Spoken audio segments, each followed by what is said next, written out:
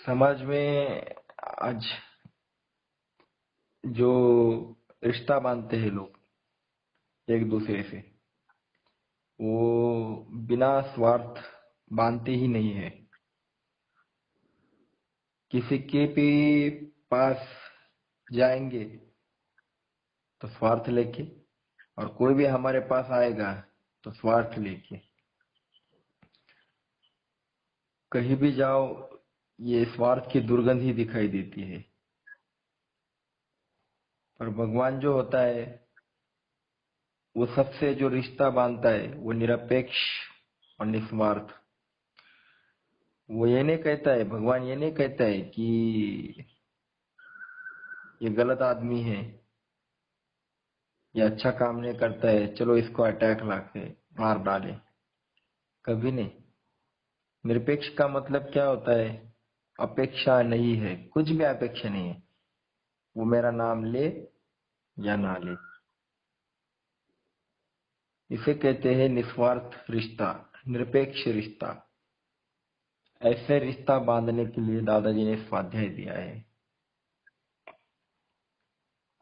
जब फायदा होता है तब सभी लोग एकत्रित रहते हैं, और जब नुकसान होता है तो एक दूसरे के गले पकड़ते हैं, गला दबाने के लिए।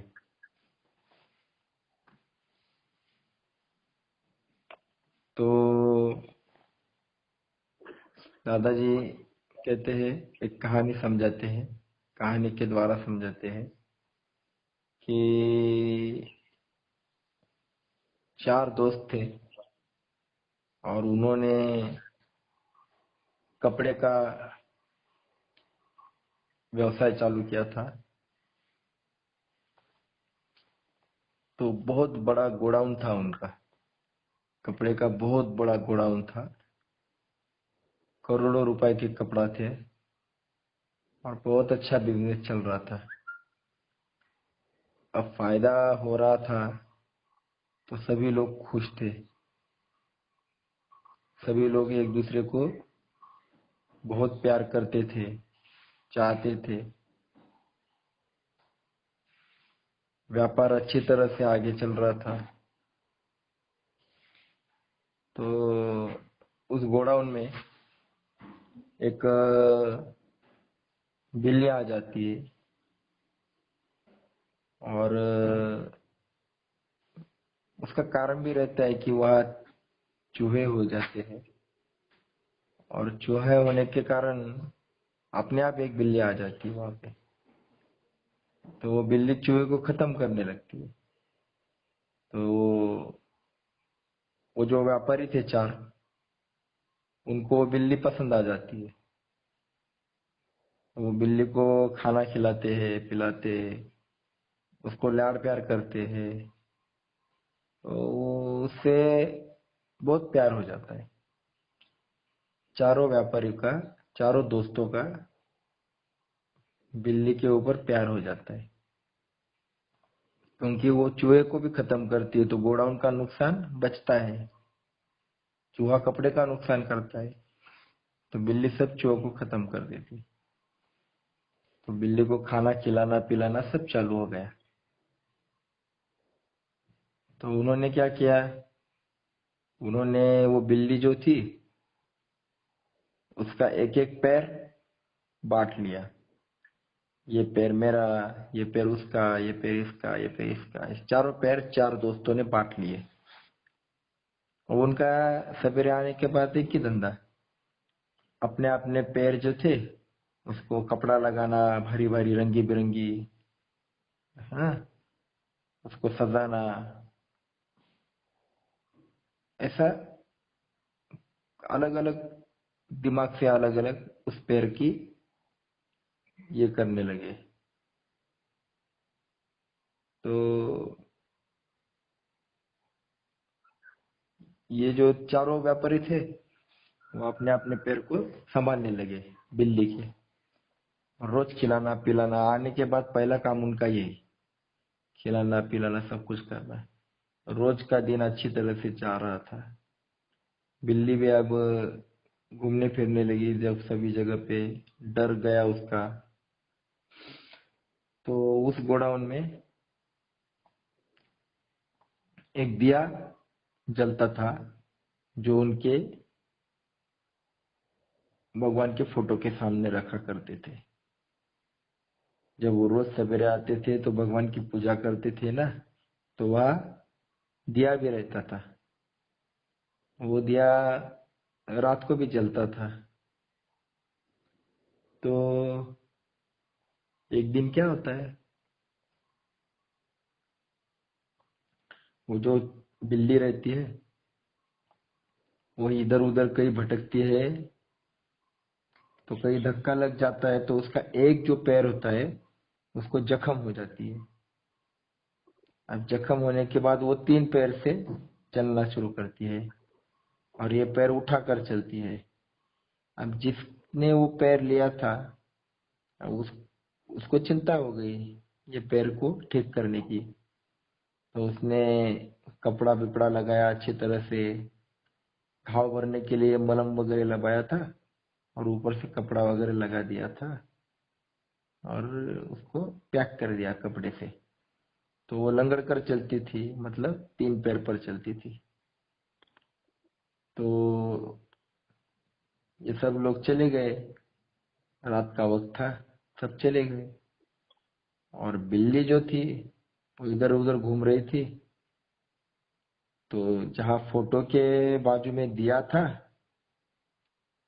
तो उस दिया के वहां आ गई, और कुछ कारणवश वो दिया जो था चालू, अग्नि, तो वो जिस पैर को कपड़ा बांधा था, उस कपड़े ने दिया की आग ले लिया, और आग लग गई, उस पैर को आग लग गई।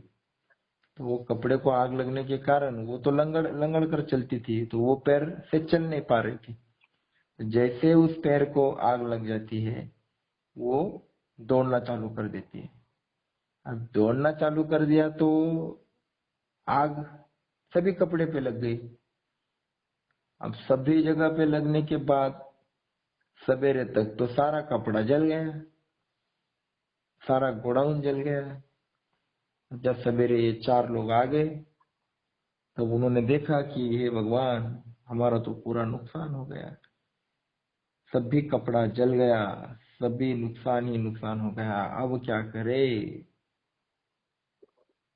तो उनको कारण समझ में आ गया कि आग किस कारण लगी। तो आग कारण लगाए, आग का कारण समझ में आया कि बिल्ली ने ये आग लगाई है। बिल्ली इधर उधर दौड़ रही थी, बिल्ली के कारण आग लग गई थी। बिल्ली क्यों दौड़ रही थी, समझ में आ गया कि उसका जो पैर था, जो लंगड़ा कर चल रही थी, वो पैर को कपड़ा बांधा था, और उस कपड़े के कारण दिया के पास जाने के कारण आग लगी, और वो बिल्ली ने चल फिरने के कारण आग लग गई। तो अब ये पैर था वो किसका था। अब चारों दोस्त में अब जिसका वो पैर लिया, जिसने वो पैर लिया था, जिसने वो कपड़ा बांधा था, उसके ऊपर ये तीनों ने दावा ठोक दिया, केस ठोक दिया, कोर्ट में मामला चला गया। अब जो लोग इतना प्यार कर रहे थे, वो नुकसान होने के बाद एक दूसरे को मारने को तुले हो गए। यही होता है समाज में।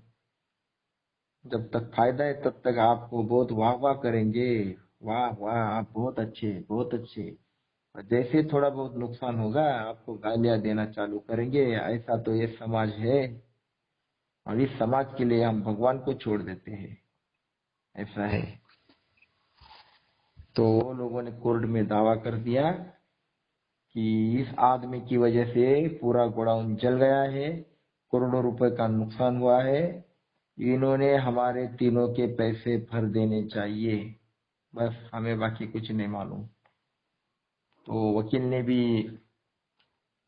एडवोकेट ने भी सब लोगों को समझाया बराबर कि इसी आदमी की गलती है, इसी आदमी की गलती के कारण गोडाउन जल गया है। क्योंकि वो जो पैर था, जिस पैर को आग लगी, वो पैर इस आदमी ने लिया था। अगर उसको आग नहीं लगती तो गोडाउन को आग नहीं लगती। तो इस आदमी ने इन 3 लोगों के पैसे भर देने चाहिए। तो न्यायाधीश ने कहा कोई बात नहीं, मैं कल फैसला सुनाऊंगा। तो दूसरे दिन बहुत सारी भीड़ जमा हो गई कोर्ट में कि फैसला क्या आएगा। इतने अच्छे दोस्त थे, पर देखो नुकसान होने के बाद कोर्ट में मामला ले गए। तो क्या फैसला आएगा, इसलिए सारे लोग कोर्ट में आ गए। बहुत भीड़ जमा थी। कल का मामला आगे चालू कर दिया। फिर वकील ने समझाया था कि ऐसा ऐसा है, तो इसने इनके पैसे देने चाहिए। तब न्यायाधीश बहुत समझदार और होशियार था। तो उसने क्या फैसला दिया, उसने बड़ी सोच समझ कर फैसला दिया। कहा कि आग किस पैर को लगी थी, जिस पैर को जख्म हुई थी वो पैर को। चल कौन रहा था, बाकी के 3 पैर चल रहे थे। तो बोला अगर ये 3 पैर नहीं चलते, क्योंकि आग जब लगी थी तो बिल्ली जगह पर खड़ी रहती, तो ये आग गोडाउन को नहीं लगती। तो बिल्ली किस पैर से भागी, किन 3 पैर से भागी, वो बाकी के 3 पैर से। ये पैर तो खड़ा था, ऊपर था। अगर ये नहीं दौड़ती तो आग ही नहीं लगती। तो इसको दौड़ाने वाले जो 3 पैर है वो किसके है, ये बाकी 3 लोगों के है। तो अभी फैसला ये आ रहा है कि ये 3 पैर नहीं भागते तो गोडाउन को आग नहीं लगती। अब इन 3 पैरों ने ही आग लगाई है। तो अभी 3 पैर जिनके हैं वो तीनों दोस्त ने इस आदमी को नुकसान हुआ है वो भर के देना चाहिए। ये फैसला आ गया। हाँ, दादाजी कहते हैं यही दोस्ती समाज में दिख रही है। जब तक फायदा था तब तक एक दूसरे के गले लगेंगे। जैसे कि नुकसान थोड़ा दिखाई दिया कि गला दबाने घर पे आ जाएंगे। ये दुनिया है, ये स्वार्थी मैत्री है। तो दुनिया में 3 प्रकार की मैत्री दिखती है। एक स्वार्थी मैत्री, दूसरी जो होती है खुशी के लिए मैत्री, तीसरी जो होती है प्रिंसिपल के लिए, तत्व के लिए मैत्री। अब स्वार्थी जो मैत्री होती है वो सभी जगह मिल दिखती है फायदे के लिए। जहाँ फायदा वहां मैत्री हो गई। ये फायदे के लिए सारी दुनिया मैत्री करती है और नुकसान होने के बाद छोड़ देती है, दुश्मनी हो जाती है। दूसरी जो मैत्री होती है वो खुशियों के लिए, मतलब जिस चीज में मुझे खुशी है आपको है, हम इकट्ठा हो जाते हैं। खुशी खत्म, हम भूल जाते हैं। जैसा क्रिकेट खेलते हैं तो खुशी मिलती है, तो क्रिकेट के लिए इकट्ठा हो जाते हैं। जहां जहां खुशी मिलती है वहां इकट्ठा होने वाली दोस्ती ये भी टिकती नहीं है, लॉन्ग लाइफ नहीं चलती। तीसरी होती है प्रिंसिपल के लिए खुशी, तत्व के लिए। अब किसी को दारू पसंद है और दूसरे को पसंद है, तो वो दोनों आ जाएंगे, इकट्ठा हो जाएंगे। किसी को व्यसन पसंद है, दोनों इकट्ठा। किसी को अच्छे जो काम करते हैं समाज में, अच्छा काम पसंद है, वो इकट्ठा हो जाते हैं। प्रिंसिपल, तत्व, भले गलत हो अच्छे हो, इकट्ठा हो जाते हैं। और दादाजी ने जो मैत्री दी है, जो दोस्ती दी है, फ्रेंडशिप, वो चौथी दी है। वो जो चौथी है वो डिवाइन रिलेशनशिप, दैवी मैत्री दी है, दैवी मैत्री। तो दादाजी कहते हैं समाज में आपको ये चौथी मैत्री ले जानी है जो भगवान कृष्ण और अर्जुन की थी, जो राम और सुग्रीव की थी। ये जो दोस्ती है, ये दोस्ती आपको दुनिया में समाज में ले जानी है। तो वो कैसे होती है, एक ही विचार से होती है कि जो मेरा जीवन चला रहा है, जिसने मेरा खून बनाया है, वो खून लाल है। और जिसके पास मैं जाने वाला हूँ उसका भी जीवन भगवान चला रहा है और उसका भी खून लाल है। तो दोनों का खून लाल है, तो लाल खून बनाने वाला भगवान अलग कैसे हो सकता है? वो तो एक ही है। तो उस नाते उसका भी पिता और मेरा भी पिता एक ही है, भगवान है, ईश्वर है, जो बैठा है सारी दुनिया को चला रहा है। उस नाते हम क्या हो गए? हम दैवी बंधु हो गए, दैवी भाई हो गए। तो ये दैवी रिलेशनशिप, दैवी मैत्री का रिश्ता लेकर हमें घर घर जाना है कि भाई तेरे अंदर भगवान है, तू हल्का नहीं है, तू कमजोर नहीं है, तू शेर का बच्चा है, क्यों रोता है? खड़ा हो जा, इतनी बड़ी शक्ति तेरे अंदर है, तू काम कर और भगवान का नाम ले, भगवान का काम कर। तो ये दैवी मैत्री दादाजी ने हमें समझाई, और हम जो लोग हैं निस्वार्थ मैत्री इसे कहते हैं। ये निस्वार्थ मैत्री, दैवी मैत्री हम घर घर ले जाते हैं और सबको समझाते हैं कि तेरा और भगवान का रिश्ता है, इसलिए पहले रिश्ता निभाना होगा तो त्रिकाल संध्या करनी होगी, और त्रिकाल संध्या नहीं करते हैं तो वो कृतज्ञ इंसान है। अरे तू खाना पचाने वाले को, सुलाने वाले को और जगाने वाले को तू याद नहीं करता, तो जानवर और तेरे में क्या फर्क है? ठीक है, बाकी समय तुझे काम के कारण समय नहीं मिलता है, पर ये 3 वक्त ऐसे होते हैं कि इस वक्त पे समय मिलता ही मिलता है। अभी हम सब लोग उठ गए हैं, कितना भी व्यस्त हो, उठने के बाद 1-2 मिनट तो मिलते हैं भगवान को नमस्कार करने के लिए। अब कितना भी व्यस्त हो, खाना खाने से पहले तो आप नमस्कार कर सकते हो। अन्न है पूर्ण ब्रह्म कहते हैं हम, क्यों खाने से पहले नमस्कार नहीं करना? हम क्या जानवर है? गधे को चारा फेंक दिया वो खा लेता है, कुत्ते को रोटी फेंकी वो खा लेता है, और हम लोगों के सामने खाना आता है तो हम भी खा लेते। तो उस कुत्ते गधे में और हमें फर्क क्या रह गया? हम इंसान हैं, हमारा जीवन चलाने वाला भगवान को हम पहचानते हैं, जान सकते हैं, तो उसको थैंक्स बोलो, कृतज्ञता व्यक्त करो, और खाना खाने से पहले नमस्कार करके ही खाओ। सोते हो तो सुलाने वाले भगवान को ऐसे ही नींद नहीं आती।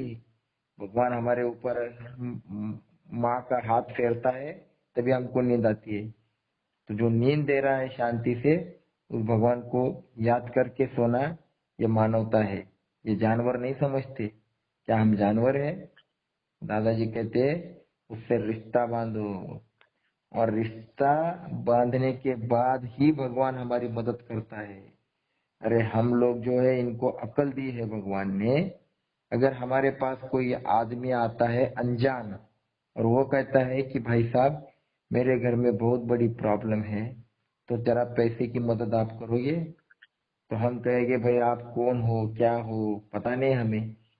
हमें लगेगा कि ये आदमी जो है ये झूठा है, चोर हो सकता है, इसको क्या मदद करे, तो हम उसको हकाल देंगे, निकाल देंगे। भले उसके घर में सच में प्रॉब्लम हो सकती है, पर हम भरोसा नहीं रखेंगे, उसको निकाल देंगे, क्योंकि रिश्ता नहीं है। जब तक रिश्ता नहीं है तब तक हम भी मदद नहीं करते। तो भगवान से हमारा रिश्ता नहीं होगा तो भगवान हमारी मदद कैसे करेगा? इसलिए पहले रिश्ता बांधो। तो दादाजी कहते हैं उसकी और मेरी आवाज एक हो, पहचान वाली हो। ये अगर करना है तो त्रिकाल संध्या सातत्य से करना पड़ेगा। कभी भी आया मन में, कभी भी नमस्कार किया, ये नहीं चलेगा, एक सातत्य से करना पड़ेगा। इसलिए त्रिकाल संध्या भगवान की और मेरी आवाज पहचान की होने के लिए करना है। तो त्रिकाल संध्या कीजिए, करें, और स्वाध्याय के लिए 1 घंटा। हम जब ऐसे ही बातें करते दिन भर फालतू, तो 1-2 घंटे ऐसे ही निकल जाते हैं। टीवी के सामने बैठेंगे, 2-2 4-4 घंटे ऐसे ही निकल जाएंगे। कहीं घूमने जाएंगे तो 2-4 घंटे ऐसे ही टाइम पास करेंगे। पर भगवान के लिए 1 घंटा हफ्ते में हम निकाल नहीं पाएंगे सातत्य से। वही टाइम, उसी दिन, देख लो निकालना कितना कठिन है। ये जो निकालता है वही भगवान का बंदा बन जाता है, क्योंकि भगवान भी सातत्य से सभी काम करता है। आप देखो सवेरे सूरज भगवान की रोशनी सातत्य से आती है। सभी काम भगवान के देखो सातत्य से है। हमको जगाने भी सातत्य से आता है। तो क्या एक सातत्य से हम काम नहीं कर सकते? अगर आप तय करते हो कि हमने बुधवार का टाइम रखा है तो बुधवार को 7 से 8 बजे हम बैठेंगे ही, तो बैठेंगे। ये कोई आसान बात नहीं है, बोलना आसान है, पर निस्वार्थता के लिए टाइम निकालने के लिए हमारे पास समय नहीं है। इसलिए सातत्य से करके दिखाओ तो उसको भगवान का बंदा कहते हैं। ऐसे तो हम एक एक दो दो घंटा कहीं भी मंदिर में जाके बैठ सकते हैं, वो तो कभी भी बैठ सकते हैं, पर सातत्य से इसी भगवान को दिया हुआ टाइम रहता है। इसको दादाजी कहते हैं अपॉइंटमेंट विद गॉड। मैंने भगवान की अपॉइंटमेंट ली है, तो वो फिक्स होती है। तो वो फिक्स टाइम आप देना चालू कर सकते हो क्या? ये खुद से पूछो। ये आसान बात नहीं है। तो ये आज लाखों स्वाध्यायी टाइम दे रहे हैं। आज बुधवार है, मैं 7 से 8 बजे केंद्र को जाऊंगा, स्वाध्याय केंद्र में। ऐसा मैं 30 साल से कर रहा हूँ। मेरा एक भी हफ्ते का स्वाध्याय मेरा डूबा नहीं है 30 साल में। हाँ, इसको सातत्य कहते हैं, और सातत्य में शक्ति रहती है। आप जब किसी नल के नीचे देखोगे ना, जो पानी का नल होता है, उसके नीचे एक पत्थर होता है। उस पत्थर को एक गड्ढा गिर गया होता है, ऐसा गड्ढा गिरा बना होता है। वो गड्ढा किस कारण बना है पता है? वो जो नल का जो पानी रहता है ना, वो सातत्य से रोज टप टप टप टप गिरता रहता है, तो पत्थर को भी खड्डा बढ़ता है। ऐसे आप पूरा टैंकर भर के भी पानी एक साथ डालोगे तो भी वो पत्थर को कोई फर्क नहीं पड़ेगा। पर जब वो सातत्य से एक एक बूंद गिरता है ना, तो रोज गिरने के कारण उस पत्थर को भी एक गड्ढा गिर गया होता है। अगर पानी पत्थर को खड्डा गिराता है तो उसका कारण सातत्य है। उसी प्रकार आप सातत्य से अगर भगवान का काम करते हो तो आपके मन के ऊपर एक पॉजिटिव सोच आ जाएगी और भगवान से आप जुड़ जाओगे। इसलिए दादाजी कहते हैं कि सातत्य से त्रिकाल संध्या करो, सातत्य से स्वाध्याय के लिए समय निकालो। अरे हफ्ते के 168 होते हैं, घंटे होते हैं। 167 घंटे आप खुद के लिए इस्तेमाल करो, पर 1 घंटा भगवान के लिए नहीं निकाल सकते? केवल 1 घंटा दादाजी बोल रहे हैं, तो भी हम नहीं निकाल पा रहे। इतने कमजोर लोग हैं हम। क्योंकि सातत्य में शक्ति है और वही सातत्य हमारे अंदर नहीं है। तो भगवान का और हमारा रिश्ता जोड़ना है, तो पहला गुण क्या आना चाहिए हमारे अंदर? सातत्य आना चाहिए। दोस्ती तभी होती है जब सद्गुण जुड़ते हैं, दुर्गुण जुड़ते हैं। तो भगवान के सद्गुण क्या है? सातत्य। भगवान जो भी काम करते हैं सातत्य से करते हैं, तो हमारे अंदर भी सातत्य होना चाहिए। इसीलिए त्रिकाल संध्या सातत्य से करो, स्वाध्याय केंद्र सातत्य से करो। ये सातत्य जब आएगा, भगवान का विचार सातत्य से दूसरों को दो। ये सातत्य जब आपके अंदर आएगा तो समझ लो आप भगवान से रिश्ता जोड़ रहे हो और उसके परिवार में शामिल हो रहे हो। इसीलिए हमें डिवाइन रिलेशनशिप, दैवी मैत्री बांधनी है। हमें एक दूसरे से स्वार्थ के बिना जुड़ना है, तो ही हम मैत्री कर सकते हैं। तो ऐसी मैत्री हमारे अंदर हो गई है और हमें वो टिकानी है, और अभी दूसरे को भी वो समझानी है। तो इसलिए ये काम हमें दादाजी का करना है। तो यहाँ पर हम आज रुक जाते हैं। ओके, जय योगेश्वर। जय राधे। जय योगेश। जय योगेश। कृष्णा जय राधे।